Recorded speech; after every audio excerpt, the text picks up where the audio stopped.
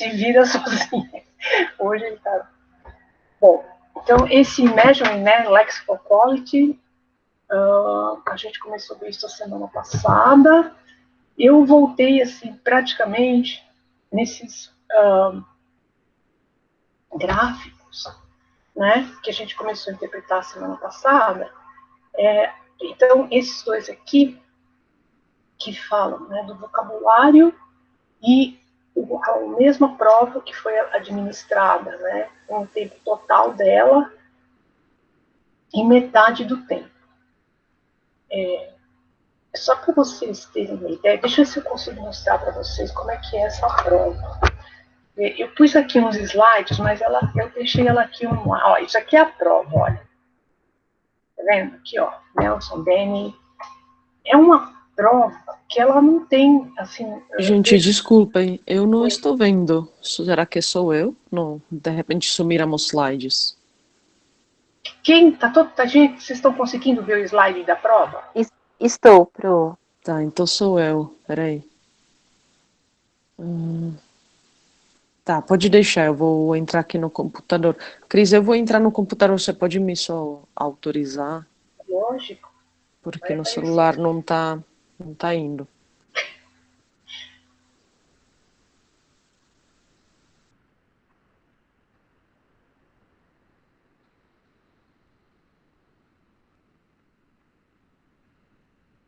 Ok? Todo mundo conseguiu entrar. Tarará, tarará. Ok. Agora vamos aqui que eu volto. Tá todo mundo vendo? Tudo certo aqui, obrigada. Sim. Todo mundo vendo. Então, esse aqui eu tirei da internet, eles têm uma prova lá que é sample, né, para a gente fazer simulado, como a gente chama. Então, assim, é uma prova que tem, até depois a gente vê aqui, ela fala 50 e poucas palavras de vocabulário, e depois tem os reading passages. O vocabulário, como eu disse para vocês semana passada, a maioria é palavras que vêm do latim, né, como vocês estão vendo aqui, ó. Porque na língua inglesa, quando o latim é usado só como língua da ciência, entendeu? A língua mais erudita, né, que tem expressões do latim. Né? Fora disso, é usado no dia a dia, é o anglo-saxão mesmo. Para eles, essas palavras são difíceis, não estão no vocabulário diário, né? Então, tem uma maior dificuldade. E, geralmente, todos os livros que a gente compra até para a língua estrangeira, que fala assim, melhore seu vocabulário, vai te dar um monte de palavras do latim. E para a gente usa o contrário, né? Geralmente a gente sabe, aqui no caso, aberration é o de baixo que a gente não vai saber. Então, mas enfim, só para vocês terem uma ideia de como que é a prova. Olha, aqui, ó. Bem... então, essa prova, ela não tem assim, ela é uma prova só que faz para medir o quanto que você tem de habilidade de leitura. Ela não tem certo, errado, o mínimo de pontos, ela simplesmente te dá um resultado que diz quanto que você tem de habilidade, quanto você precisa melhorar, por exemplo. Tá? Olha aqui. Outra aqui, ó, tá vendo? É tudo latim. Aqui é o texto. Esse aqui é um texto mais curtinho. Não é um texto difícil, por exemplo, assim, que é difícil, não é como esses que a gente lê, esses articles, né, que eles são mais densos, mais difíceis, eles são, assim, tranquilos de ler, né, e geralmente o problema vai estar mais na vocabulário e também que eles vão colocando assim, vão falando do assunto sem se repetir muito. Olha, aqui tem outro. Então, a prova consiste desses vários textos, né? E a pessoa lê, responde e depois eles veem quantos você acertou e de lá eles te dizem qual é o seu nível. Então, como ela é uma prova assim, vamos dizer assim, tipo um diagnóstico, ela não tem assim uma prova para aluno, por exemplo, ensino médio, outra para aluno universitário, outra para aluno, né, ensino fundamental. E com isso, acaba que, provavelmente, o que a Andrews está falando lá é que para muitos alunos essa pessoa aí é fácil. Por isso que eles conseguem ler na metade do tempo. Tá? Porque a gente tem que imaginar que um aluno lá de 10 anos, 11 anos, vai ler a mesma coisa. É só a diferença tá na velocidade, tá, não, essas coisas, é o mesmo texto.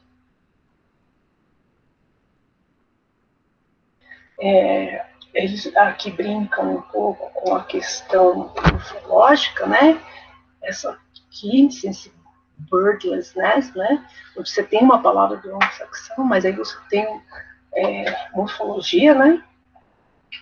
Que também é uma coisa mais erudita, né? Saber construir palavras. Então, esse aqui, ó, o teste, ó, um vocabulário, né? E uma prova de reading comprehension, ó, 80 perguntas de múltipla escolha. E o reading comprehension tem 5 reading passages, né? Mas no total são 38 questões dos reading passages. Como vocês imaginam esses testes, e eles vão aumentando um pouco de tamanho, né? Na medida do 5, o quinto é mais longo. Mas é isso aqui, não é uma coisa assim difícil. Então, só para vocês terem uma ideia do que eu estou chamando de difícil ou de chamando de fácil, eu vou mostrar para vocês agora a prova do CELP-BRAS, né? Que é a prova que é feita para as pessoas que querem tirar a diploma de ou comprovar a proficiência em língua portuguesa brasileira, né? Vocês estão conseguindo ver o site do CELP-BRAS ou não? Preciso arrumar aqui. Não, a gente tá vendo só O slide, né? Isso. Então, aqui, ó. Vou parar aqui. Vou pôr.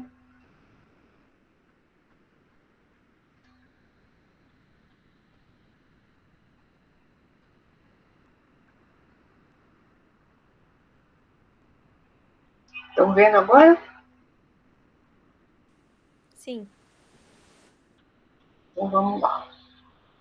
Aqui. Deixa eu achar minha cópia aqui. Então, essa daqui é a prova no CELP-BRAS, né? Essa aqui é a Karen, tem a carinha dele. Aí, essa prova aqui é de 2019. Ela tem uma parte, é um vídeo, onde a pessoa ouve, aí responde perguntas, depois tem 2 áudios e depois tem os textos. Os áudios também, os vídeos estão disponíveis no YouTube para quem quiser ver depois, mas aqui eu vou me concentrar só para vocês terem uma ideia do texto. Né? Olha, isso aqui é um deles.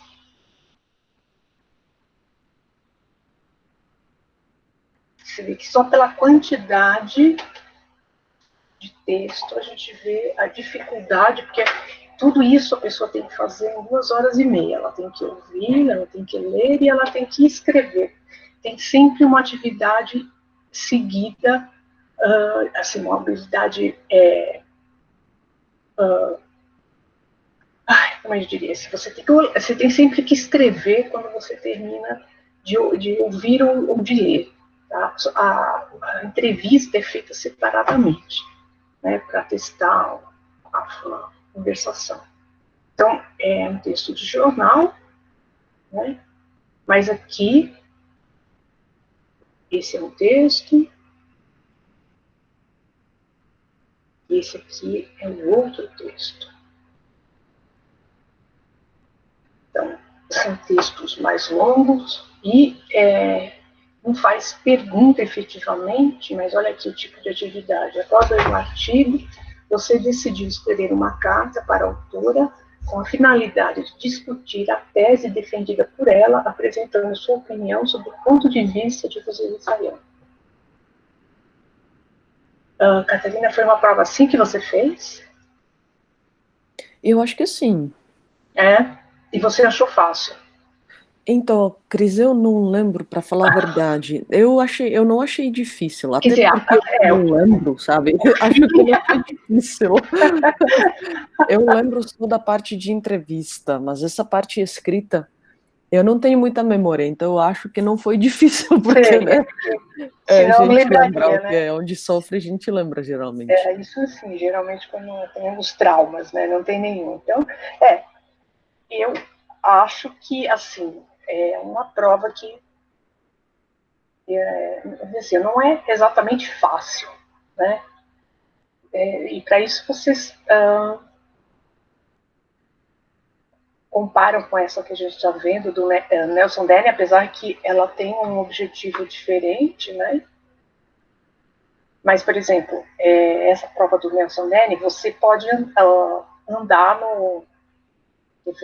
Você pode andar no... Deixa eu ver aqui. Esse aqui. Você pode andar na prova. Então, aqui, olha, você vai... Estão vendo? Tá todo mundo Sim, conseguindo sim, ver? sim. Então, ó, Sim. você vai andando e você pode voltar, ó. Isso é uma questão importante, porque, por exemplo, quando você faz as provas de inglês, TOEFL, principalmente, né? O texto só vai para frente. E tem um tempo. Alguém aqui já prestou TOEFL para contar a experiência? Eu prestei. Você prestou. Então, o TOEFL não é uma prova assim difícil, linguisticamente falando, ela não é difícil. As provas de Cambridge, por exemplo, CPI é muito mais difícil, linguisticamente falando. No entanto, o TOEFL ele tem a questão que aparece o texto assim, ó, aparece o texto e aí você pode terminar de ler e ir para frente, entendeu? Geralmente lá essas perguntas estão na outra página, tá? Aí você vai, responde, tá? Se você demorar, essa página aqui, ó, com o texto, ela some, ela tem um tempo que ela fica, e se você conseguiu ou não ler, acabar de ler, e quando você vai para as perguntas, não tem como voltar para trás.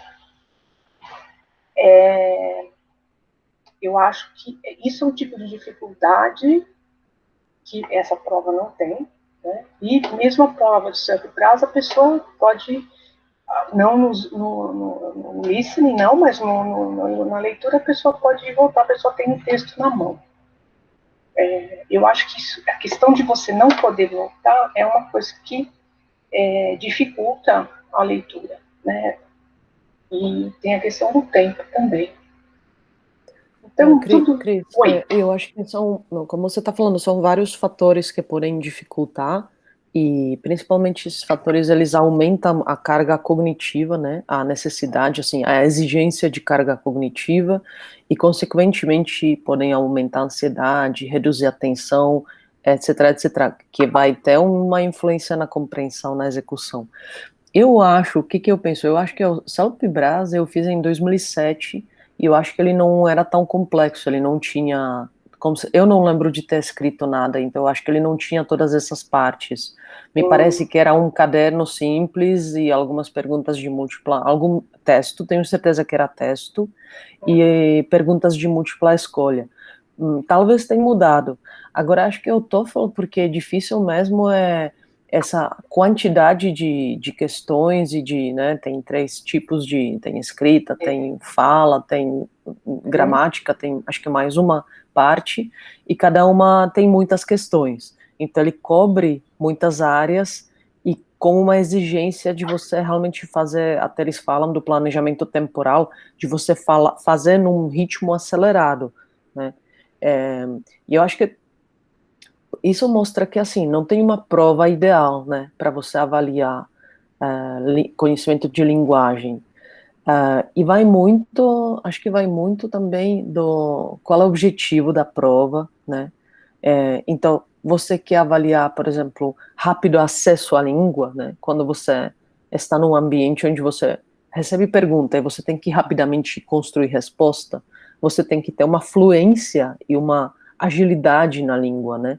Então, acho que seria um objetivo. Se você quer avaliar conhecimento passivo da língua, né?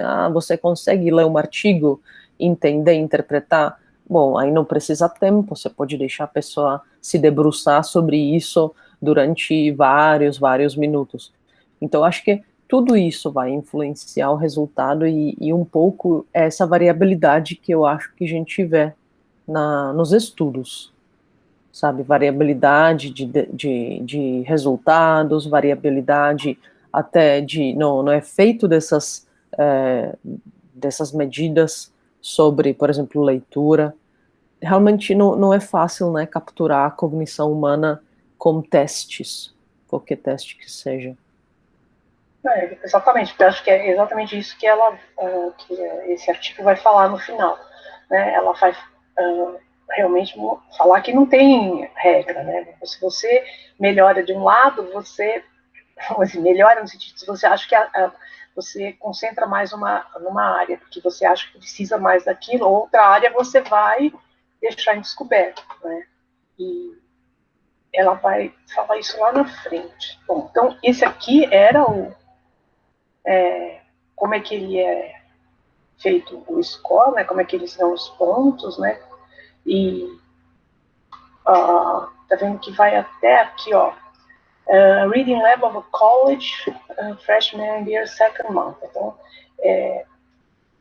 até para aluno, né, de primeiro ano da faculdade, né, que eles colocam aqui no segundo mês de aula, enfim.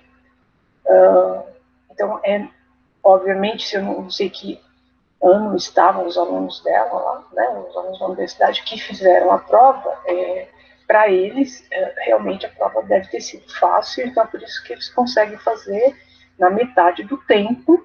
No entanto, a gente viu a diferença nas respostas.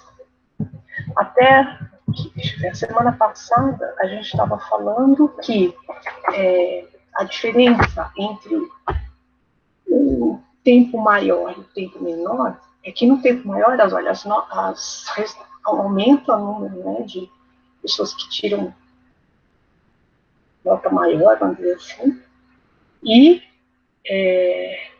aqui nesse início tem pouca gente, ou seja, no geral as pessoas vão melhor. Aqui no caso do tempo da metade, tá vendo que as notas aqui começam de um pouquinho, ó, 25 por aí, olha, ele começa aqui 35, aqui, olha, tá um pouquinho antes dos 20 e ninguém atinge aqui, ó, os 35%, a nota fica aqui por volta dos 22 por aí. Então, há uma diferença de quanto a pessoa consegue fazer na medida que você impõe um ritmo mais acelerado. Né? A gente tem, quem fez já TOEFL sabe o que é esse sentimento, que você não tem tempo para pensar. Não dá para, será? Não, a gente fala aqui em português, né, que responder de chofe, em inglês a gente fala aqui que é on the stroke. Tá? Foi você responde, porque não dá tempo de voltar para ler ou pensar algumas vezes. Aqui, ó, nossa, daqui é vocabulário, quer dizer assim, sei lá, eu fico imaginando que as pessoas podem, às vezes a gente tem o que a gente chama de vocabulário passivo, que você olha a palavra, você sabe que você já viu aquela palavra antes, mas você precisa de um tempo para lembrar, né? E você tem outras palavras que são vocabulário ativo, né? Então, rapidinho você lembra. E é uma dificuldade que a prova com o tempo curto, né, não te dá tempo de pensar. Agora, aqui, quando a gente tem a questão da leitura, praticamente acontece a mesma coisa, né? A gente pode ver que aqui, ó, as notas começam praticamente daqui. A gente teve um aqui isolado, um caso isolado, mas olha aqui, o pessoal se saiu razoavelmente bem, né? Aqui se concentram todos para cá. Em compensação, na prova pela metade do tempo, olha aqui como as notas, né, caem, né, o número de acertos cai, e aqui esse fim aqui, olha, não tem nenhum, né, nenhum, não é que não, aqui, olha aqui a diferença. Então, a questão do tempo, você ter tempo para pensar, reler, voltar ao texto, é uma questão que é significativa, né? Mesmo sendo esse texto fácil de ler. Aí, sorry, gente. Aí, aqui a gente também viu a semana passada as correlações, né? Na verdade, o artigo vai ficar tentando mostrar que o spelling para o inglês parece ser a medida que mais abrange as outras provas, porque a gente, pensando que, por exemplo, o que a gente vai fazer, a gente não pode pegar os informantes e ficar com eles, sei lá, né, uma manhã inteira ou uma tarde inteira respondendo questões de português para ver quantos eles sabem, né? Então, uma prova disso, uma prova daquilo. A gente tem que tentar ir naquilo que a gente imagina que vai ser a forma mais... Sorry. Gente, eu odeio esse meu celular quando ele não quer. É assim, tem dia que ele não quer que você ouve. Acho que ele quer participar, Cris. Eu tô vendo, é minhas filhas, né? Porque uma tá morando no Rio agora e a outra mora em... Você precisa atender, fica à vontade. Não. Tô mandando foto do cachorro. Nossa, pode ser algo sério, será que não? Não, eu tô vendo aqui, eu tô tentando desligar, eu tô olhando. Ela sim, ela foi morar no Rio com o namorado e adotaram um cachorro agora durante a pandemia. Eles estavam morando aqui na casa de campo do pai do namorado dela, em Mariporã, e aí agora ele é da Marinha, ele teve que voltar, né? Ele ficou afastado também todo esse tempo, aí eles alugaram um apartamento lá no Rio, foram para lá porque ela trabalha, mas ela começou a trabalhar, trabalhar home office, e durante esse período que ficaram em home office, a empresa teve que entregar uma parte do escritório da área, né, porque pediram, e aí eles não alugaram outra parte, entendeu? Não mudaram, simplesmente deixaram as pessoas que eles achavam que estavam se saindo melhor com home office em home office mesmo. E ela foi uma delas, então para ela foi ótimo, que aí agora ela está no Rio com o namorado e trabalhando de casa. Então, e aí ela está mandando foto do cachorro. E o cachorro é a novidade. Bom, então, o que a gente estava falando isso, que tipo de prova, né, que tipo de você tem que fazer, como é que você vai avaliar para você abranger o maior número de questões possíveis relativas à linguagem, né, ou necessariamente aqui, o que está em...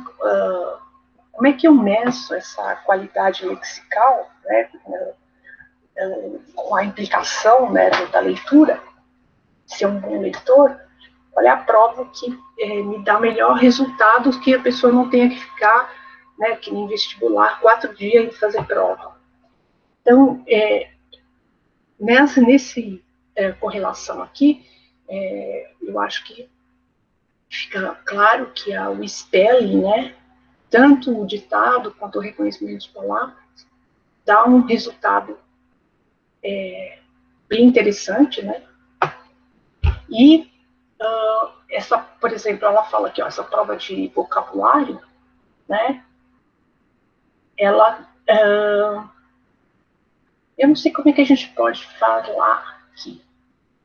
Quando tem uma correlação entre o spelling, tá vendo? Aqui o spelling e o spelling mesmo, né? Então são duas provas de spelling. Aqui também.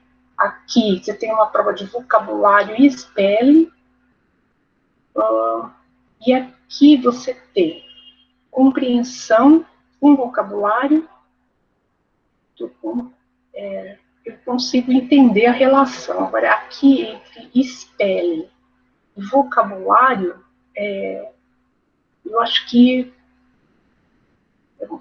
talvez porque seja palavra do latim, geralmente, e aí eles realmente vão ter mais ainda dificuldade de leitura, porque é um monte de letras que não vão ser pronunciadas, é mais complicado ainda. E aqui você tem a compreensão, né, com o reading rate, a velocidade de leitura. E aqui com o vocabulário também. Então, estão muito próximos. Oi, você vai falar alguma coisa? Alguém?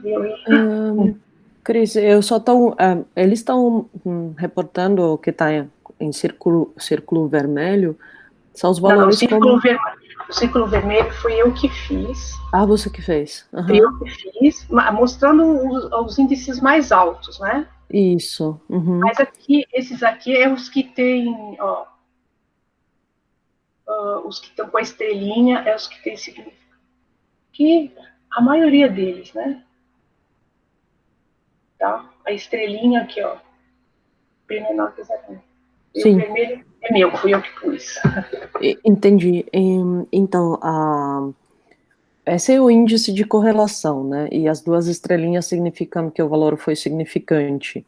Isso. Acho que o círculo é bem bom, porque o que é maior índice significa que há maior correlação, né? E é isso que eles vão depois discutir, né? Quando eles retornam àquela ideia da hipótese de qualidade lexical, né? Que mostra, ou eles querem mostrar como essa análise, que é o que mais se correlacionou com habilidade de leitura. Na verdade, eles falam aqui da representação lexical do código fonológico e semântico, né? Então, eles querem mostrar que, na verdade, o que diferencia bom leitor do leitor que não é proficiente, ou que é mediano, é qual bem ele acessa esse código lexical, e que é representado pela conversão fonológica e semântica, né, daquilo que está lendo. Eu não sei se para vocês isso está claro, assim, acho que semana passada vocês estavam lendo, né, sobre essa hipótese da qualidade lexical. Pelo menos eu vi alguma conversa no grupo, não sei se vocês conseguiram chegar nesse artigo do Perfetti. Não, é que A verdade foi cancelado, né? Isso eu não sei se alguém chegou a ler, mas era para quinta-feira e por causa da minha enxaqueca a gente não se reuniu. Uhum. Vamos fazer esta quinta.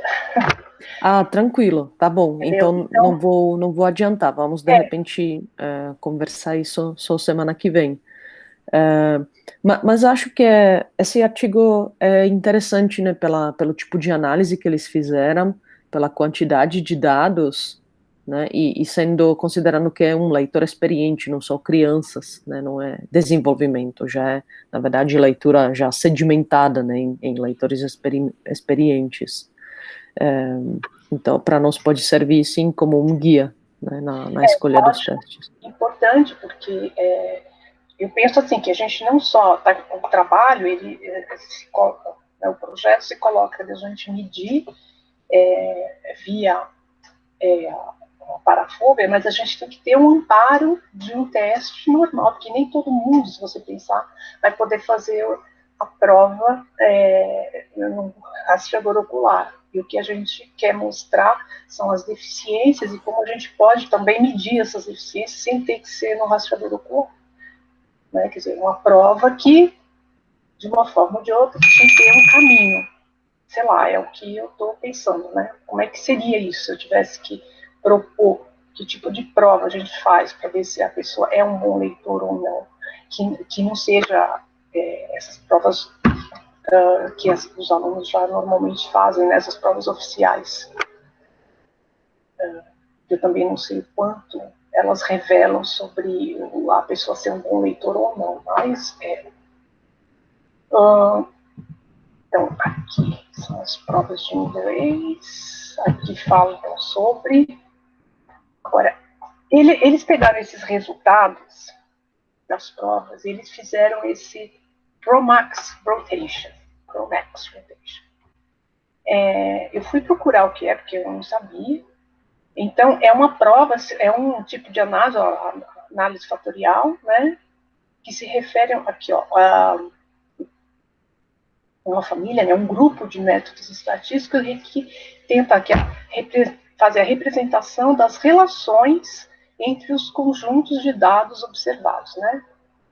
E aí, ó, eles tentam fazer uma hipótese, né, a partir do que está dos construtos mais importantes, né, ou dos fatores e que tem em comum. Então, o que eles pegam são essas provas que a gente viu, que a gente estava falando agora, de spelling, de comprehension, vocabulary, eles pegam e eles fazem uma. Deixa eu mostrar aqui, ó. Isso aqui é o rotation. Embora ela coloque lá numa nota de rodapé que eles não chegaram a fazer o rotation. Mas, enfim, eles vão fazendo esses grupos aqui, ó, tá vendo? Esse P componente 1, componente 2. Eu, honestamente, eu não sei por que tem esse negativo aqui, ó, menos 0,3. Porque eu não sei exatamente como é que essa prova, o que vem no resultado desse análise fatorial. Mas eles falam aqui, ó, que as provas de spelling, né, fizeram o componente 1 e as provas de Nelson Belli, de vocabulário e compreensão, fizeram o 2. Então, aqui o 1 e o 2. E aqui ela então as provas, total de variância explicado, total de correlação entre eles. Aqui, tá vendo? Tem full time e o half time. Né? Aqui, de novo, o half time. Aqui, ó. Ela falou aqui, ó, que tanto a prova de tempo pela metade ou inteiro, né? Deram correlações aqui, ó. Você pode ver aqui, ó. O spelling fica bem alto.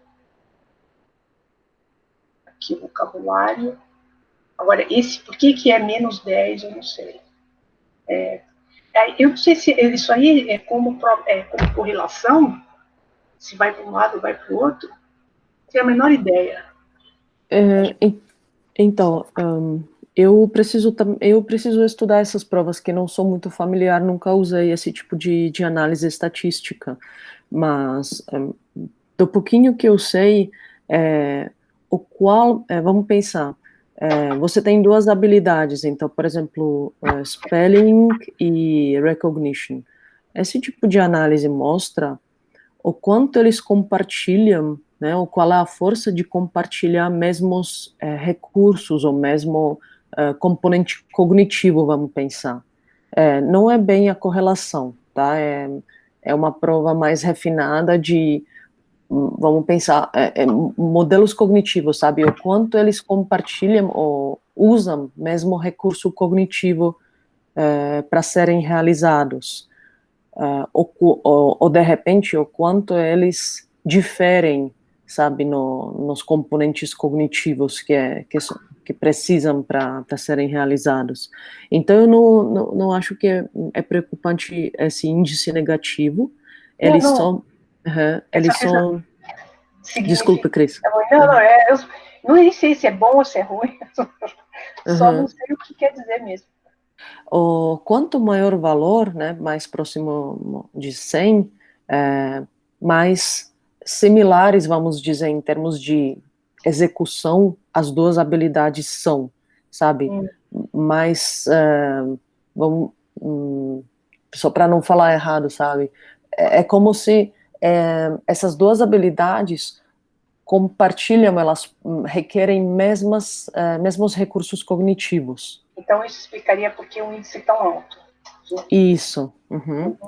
Então, você vê, entre reconhecimento de ortografia e dictation, né, ditado, isso, o componente é muito alto, quer dizer... Praticamente a mesma coisa. Isso, é como se essas duas habilidades, elas necessitam recursos muito parecidos, né, para serem desempenhadas. Tá? Às vezes, quando o componente é muito alto, às vezes até a tendência é difundir, dizer é a mesma habilidade, tá? Não são duas habilidades diferentes, é a mesma habilidade. Tá? Então, é isso que esse tipo de análise estatística avalia. Para que ela seja feita, ela pode ser feita só realmente em cima de um dado muito grande e de preferência homogêneo, ou seja, executado com a mesma prova, ou provas parecidas, tá? Que é o caso desse artigo. E eu acho que o que, de novo, é interessante é como valores, eles se mantêm, né? Os índices, eles se mantêm, não importa o tempo da prova. Então, nesse full time e half time, não mudou praticamente nada, né? Que também é interessante pensar. Então, a distribuição, aquele histograma que a gente viu, não teve a mesma cara. Parece que a variabilidade entre os desempenhos é maior quando você tem menos tempo, mas em termos de recursos, né, o que as provas necessitam, ou como elas se relacionam, o tempo não importa. Mesmo o half time, ou seja, teste pela metade do tempo, ele tem os índices muito parecidos com a prova completa. Tá. Então, assim, porque aqui está medindo efetivamente, né, o recurso cognitivo, que vamos dizer assim, o resultado comportamental é diferente, mas que foi, assim, o recurso que foi usado é o mesmo. Isso, e ainda também é interessante ver como eles se agruparam em componentes, né? Então, você vê aqui no seu texto que um componente foi formado justamente pelo spelling, o segundo foi formado pelo vocabulário e compreensão e a velocidade de leitura, e acho que são, né? Dois componentes. Isso. Isso. Eles vão aqui, sempre o tempo, né, total, né, e pela metade, e aí eles vão colocando aqui, ó, tá vendo, vocabulário, compreensão, é sempre 2, e aqui no 1 a parte de spelling mesmo. Isso. Então é como se o que isso quer dizer que em termos de execução, vocabulário e compreensão e velocidade de execução, eles são mais parecidos e eles se diferenciam, né, de, por exemplo, do spelling. Tá? Então são como se fossem habilidades um pouco diferentes, não é a mesma coisa. Agora, spelling e reconhecimento É praticamente a mesma coisa. isso. Você está usando, medindo a mesma coisa. São duas formas para medir a mesma coisa. Exato.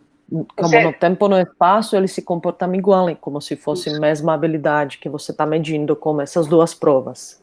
Então, e o interessante, então, aqui seria assim, se você tem que dar você quer medir, né, uma abrangência maior, com menor tempo, então essas duas você poderia ficar com uma delas. Seria isso. Desculpa, Cris, agora perdi? Então, se a gente pensar assim, bom, ela fez várias provas, né, durante vários anos, mas se você tivesse que ver qual é a melhor prova aqui para você, quais são os melhores testes para você fazer, né, para medir o que ela mediu aqui, né, o conhecimento lexical, se você não quer aplicar tantas provas, né, para não tomar tanto tempo dos participantes e nem para ficar corrigindo.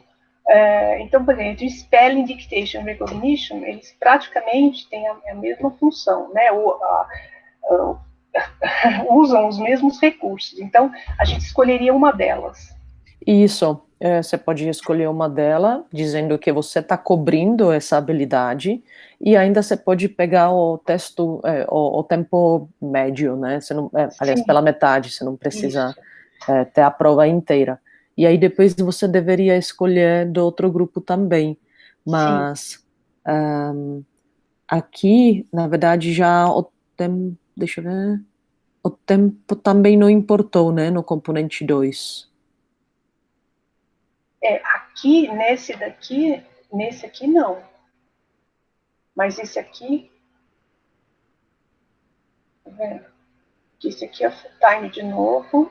Uhum. Eu também não sei dizer. Aqui no que tem essa diferença aqui de 1 e 2. Deixa eu só ver.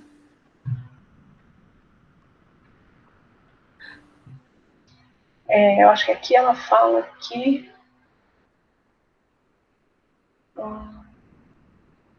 no halftime aqui, olha, o vocabulário teve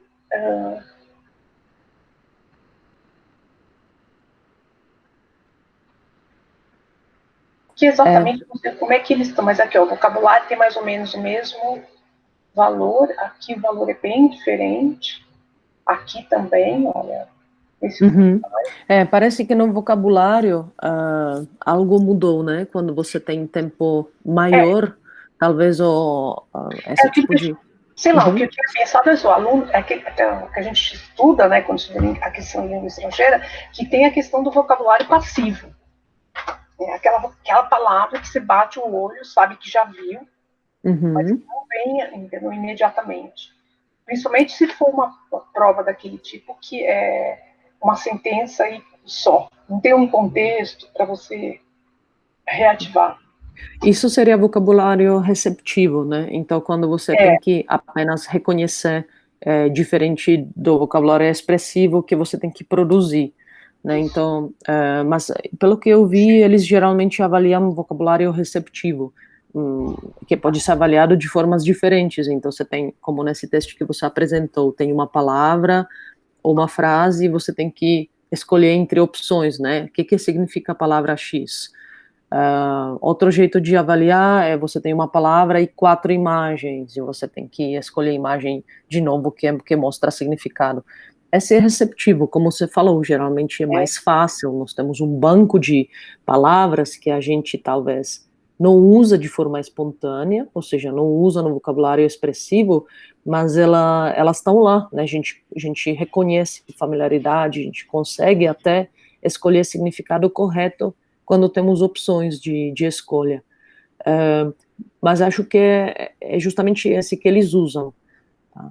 O que isso poderia significar, que mostrar que talvez tendo mais tempo, ou né, apresentando mais palavras, você consegue captar talvez essa variação melhor. Não sei se a gente pode ir tão longe para interpretar esse resultado, tá? Mas apenas no vocabulário, né, a duração do teste parece que tem algum efeito na maneira como ele se agrupa com outros testes, né? Como ele se relaciona com outros testes.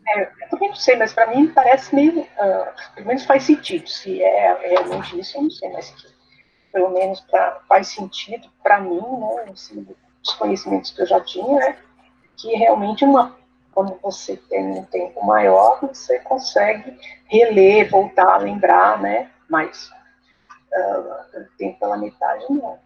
Mas isso daí não é uma questão, por exemplo, a gente viu, essa Nelson Dene não, que você não tem muita questão de tempo, né, a prova realmente é curta. Mas nas outras provas que a gente viu aí do Self-Brase, nas provas de Cambridge, o TOEFL, o tempo é um fator importante. E, pelo menos, eu posso dizer que na prova de Cambridge é um problemaço. Porque os alunos, por mais que você os prepare, por mais que você dê estratégia, os brasileiros leem mal, leem lentamente e têm dificuldade para terminar a prova. E é considerado, pelas notas, né, da prova, que a prova é aplicada no mundo inteiro, é considerada uma prova fácil. Né? Das 4 habilidades é considerada a mais fácil, mas para os brasileiros, não. Já é um índice para nós começar a pensar, né? Como é que é a história. E a gente pode concluir, como eu diria, que fazendo cultura inglesa, prestando esses exames, não tem muito aluno de escola pública, não.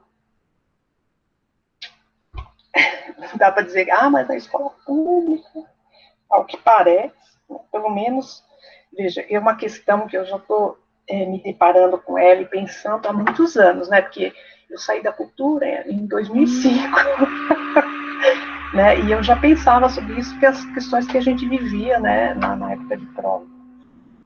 Né, e como melhorar a leitura dos alunos para que eles passassem na prova.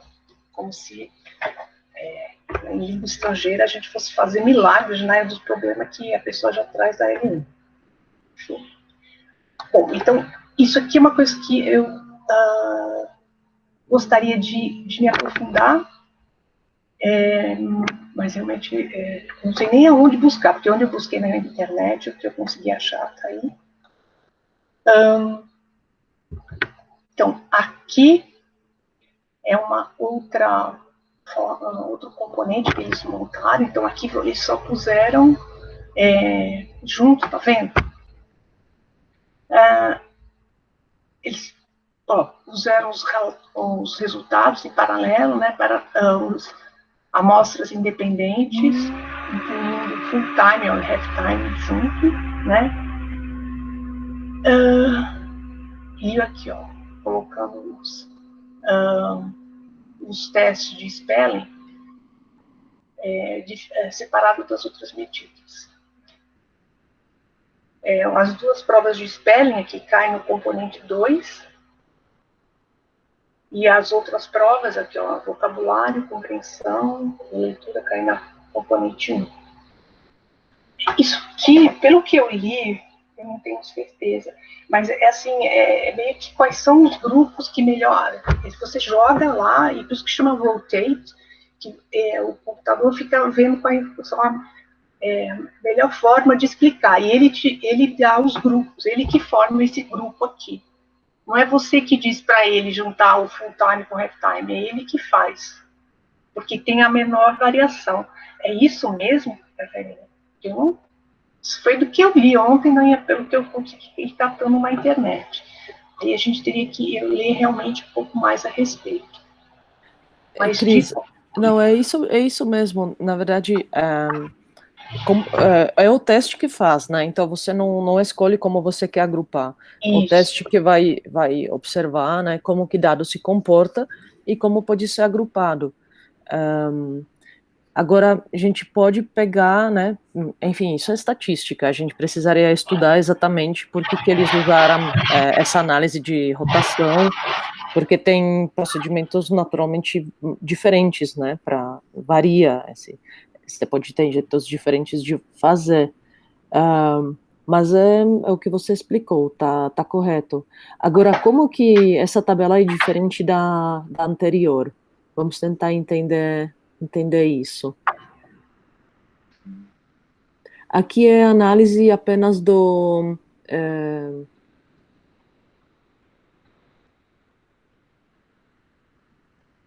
Cris, me ajuda aqui. Como que essa tabela 5 é diferente da tabela anterior? Porque da 4, eu acho que eles puseram...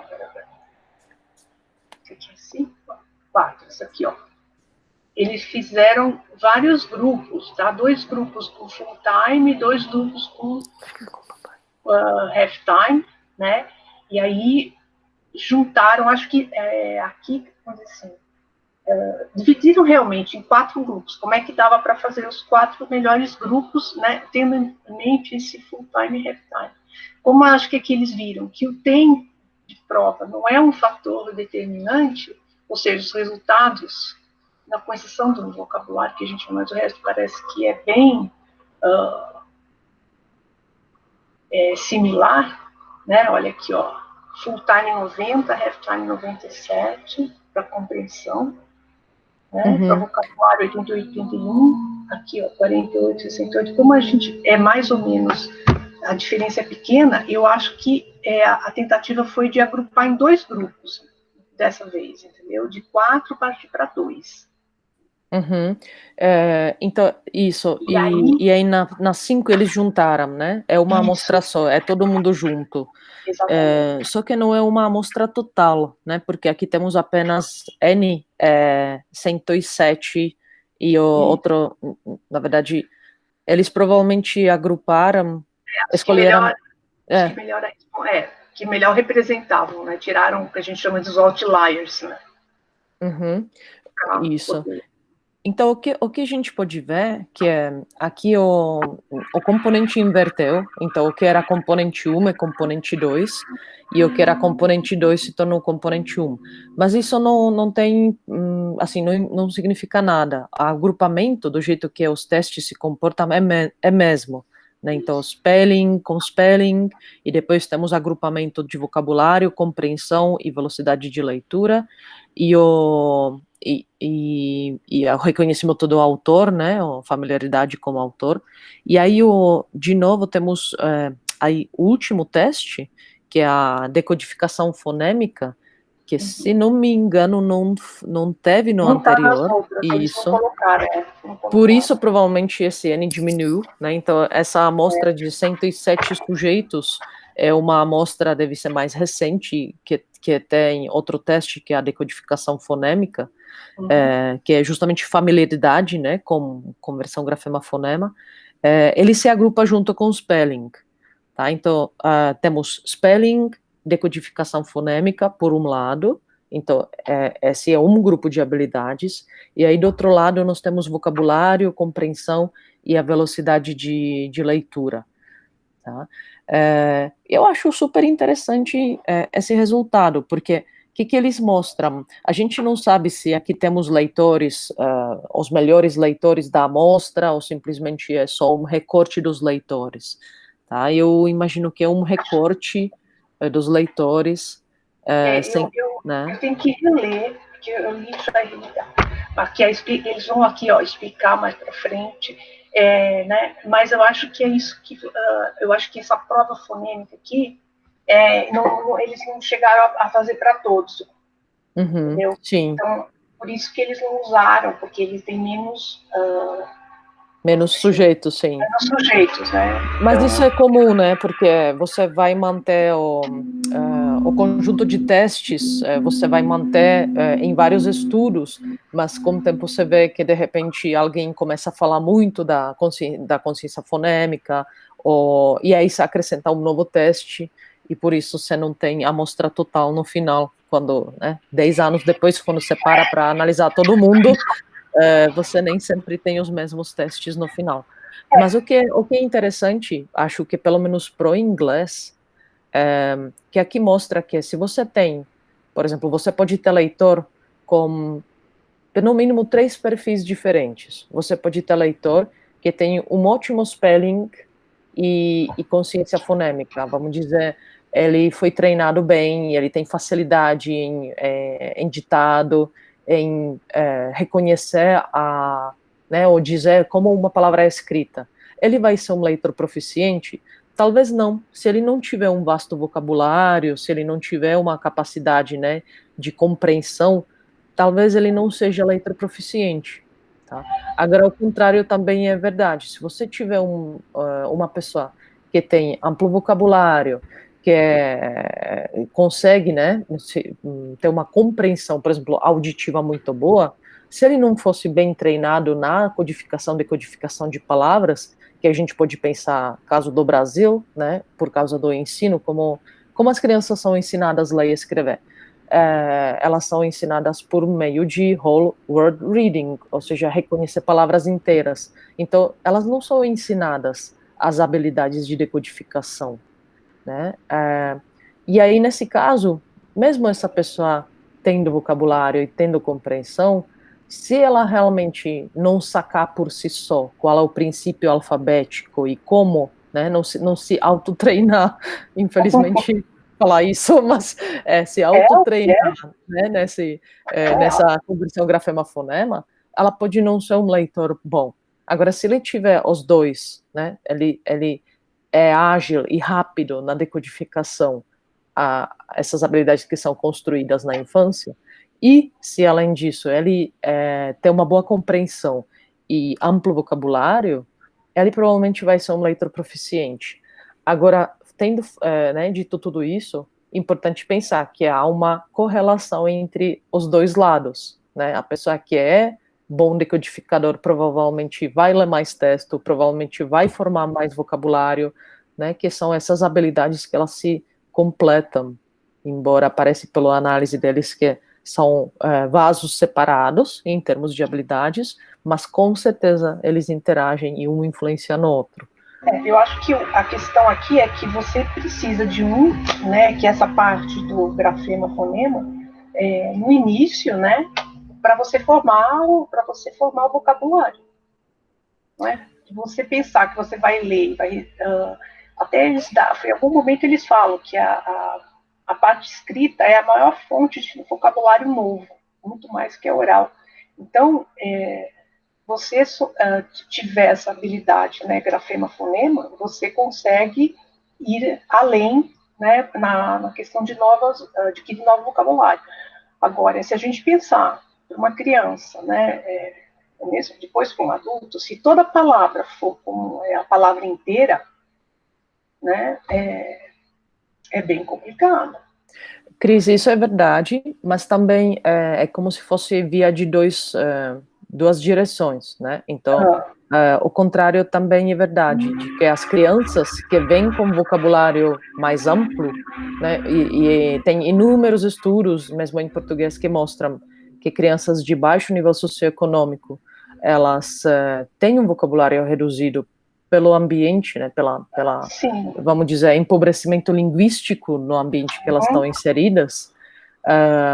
E aí a gente pode pensar, por que empobrecimento? Porque não é só quantidade de palavras que as pessoas em sua volta usam, não é só quantidade de livros que sua mãe vai ler para você, mas é também maneira como ela conversa com você, né? Então tem diferença de conversas narrativas, então, olá, como foi seu dia, me conta, né? De uma conversa mais diretiva, né? Senta, fica quieto, tira a roupa, coma, durma, né?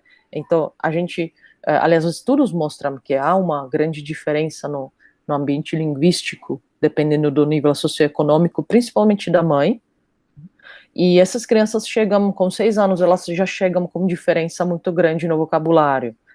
E é essa habilidade no vocabulário que vai também interagir com a aprendizagem de leitura e escrita, tá? Então, isso é mutuamente influenciável, né? Ao passo que você se torna um leitor fluente, você ajuda na formação do seu vocabulário, ainda mais se você tem acesso, né, ao material escrito, livros, ou, enfim, qualquer material escrito.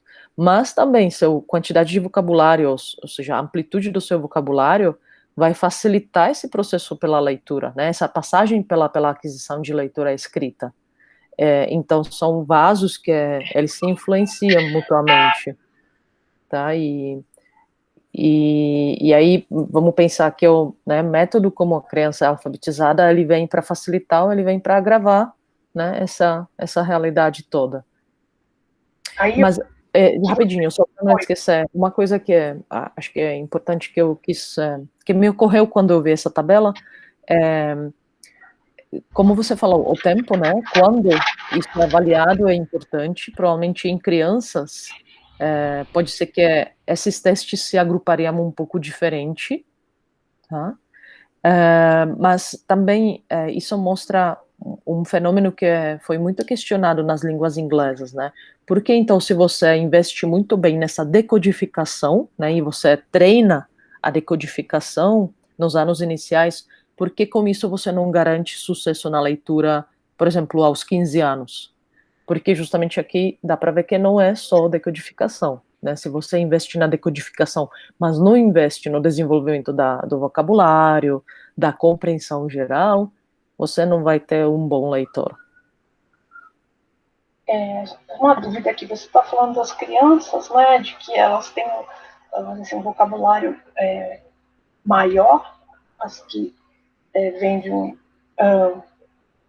status socioeconômico maior, mas isso é porque elas ouvem, né, e elas estão expostas, mesmo que seja aí no caso oral, mas elas estão expostas a uma variabilidade maior de vocabulário, né, e elas têm oportunidade não só de ouvir, como de falar. Sim. E aí a outra não, quer dizer, no fim das contas, por causa da exposição ao vocabulário. Né? Acho que a questão de falar, ela é importante, porque até os estudos com crianças bilíngues mostram que a vocabulário, a aquisição de linguagem, ela se dá pela interação, né? Então, agora me fugiu o nome da autora, mas ela é super famosa e qualquer coisa mando no grupo. Tem uma autora que estuda crianças e bebês bilíngues e de um jeito muito legal, né? Então ela pega crianças que têm um cuidador, por exemplo, o chinês, né? Tem um babá chinesa e ela vai avaliar essas crianças nos primeiros 3 anos de vida. Depois ela cria um outro grupo que são bebês que vão, né, participar da pesquisa, e ela coloca esses bebês todo dia para assistir um filme chinês, né, um desenho chinês, durante 1 hora. Então o que ela avalia? Ela avalia uma exposição passiva à língua, uma exposição ativa e uma não exposição. E ela mostra que quando você tem exposição passiva, a retenção, formação do L2 é muito baixa. Quando você tem exposição ativa, né, ou seja, quando a pessoa está na interação, ela é muito alta. Mas o que é curioso e o que acho que é interessante, essa retenção é muito alta, mesmo se a interação linguística não acontece diretamente comigo. Só um minutinho, eu vou fechar a porta aqui. Então, quando você tem um bebê que está assistindo, que está olhando um outro bebê interagindo com babá chinesa, esse bebê que está só observando, mas uma situação real de interação, ele está aprendendo ativamente, tá? Agora, quando você tem um bebê que está assistindo um filme, onde o filme não interage com o bebê, essa aquisição linguística não ocorre, não acontece. Então, quando a gente pensa crianças do nível socioeconômico baixo, qual é o problema? Não é só que a interação linguística não está acontecendo de uma maneira ampla como elas, mas é fato que elas vivem num ambiente onde essa interação linguística ampla não acontece, né? Ela é ausente. Então, mesmo entre os adultos, ela é ausente. Né? E essa, na verdade, essa é a realidade, né? A criança, ela vive em ambiente linguístico empobrecido em todas as dimensões. E muitas vezes, até quando ela vai para o creche, ela não acontece. Né? Então, se pelo menos no creche essa criança fosse exposta à interação linguística ampla, no sentido de narrativas, rodas de conversa, rodas de canto, música, ela teria um estímulo suficientemente bom para mudar a realidade.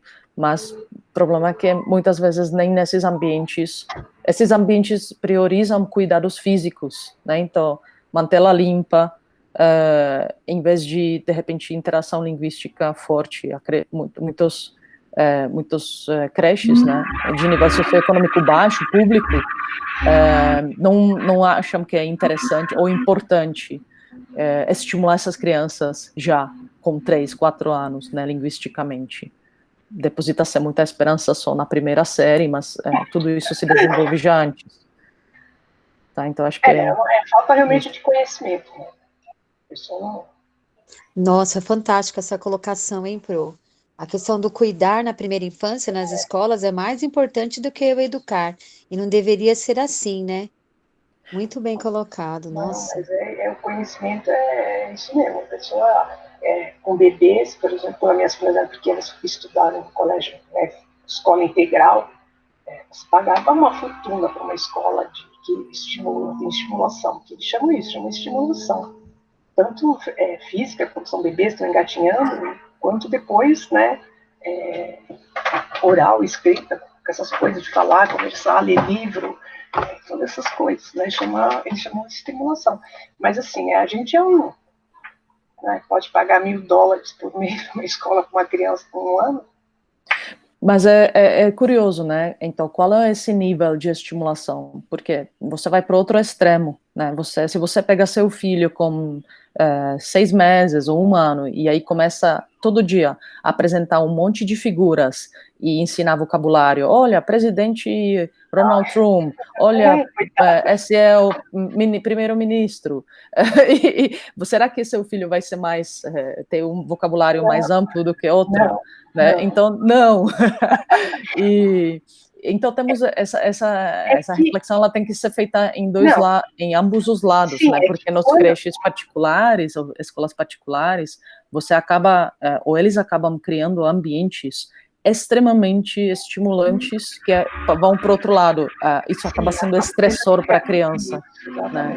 E aí você tem uma estafa em crianças, um esgotamento. É que a gente tinha medo, né, isso há muito tempo, né, porque minha filha já tem moça, que aquela coisa, né, a criança, principalmente quando ela é menor, assim, bebê até uns 2 anos, que você põe ela ali, entendeu, e fica, né, embora a criança não costuma ficar muito no mesmo lugar, mas a gente tinha esse medo, entendeu, que não tivesse interação suficiente, que não tivesse uma coisa que fosse, assim, observada, gerida pelas pessoas que estão administrando aquilo, porque as pessoas que cuidam dos bebês, elas, coitadas, elas não têm grande informação. Então, fica muito no intuitivo. Então, você exigia que a escola tivesse um programa nesse sentido, né, que observasse se eu estava vendo a interação mesmo com os bebês. E era isso que as escolas tinham, eram pouquíssimas, e cobrava o que queria, porque é meia dúzia de pais que entende a importância daquilo e está disposto a investir, né, que na verdade é um investimento, mas que é aquela coisa, não quero um depósito de bebê. Mas... Isso. Na verdade, o ser humano ele é feito para aprender fortemente no ambiente, né? Então, toda a nossa capacidade de imitar, de reproduzir, ela está lá ao nascer, e o bebê usa ela fortemente. Ele é um observador nato, né? E ele é um repetidor nato. Então, se a gente colocar essa criança num ambiente, aí vamos falar apenas linguagem, né? Mas que é linguisticamente rico, e não precisa, como eu falei, os pais não precisam conversar diretamente com a criança, claro que é melhor, mas vamos supor que eles não têm essa formação, então o que eu não aprendi, eu não sei dar, né, de fato. Mas se esses pais têm uma comunicação linguística rica entre eles, isso já é suficiente para a criança. Ela vai observar, ela vai, né, chegando nos 5, 6 anos, ela vai começar a participar, ela vai questionar o vocabulário que está sendo usado em casa. Mas se isso não acontece, então ela consegue só se desenvolver até o nível que o ambiente permite, né, e é isso que a gente observa nos estudos. Bom, gente, acho que vamos ter que terminar, o papo está muito bom. Sim, foi ótimo, nossa, foi muito bom.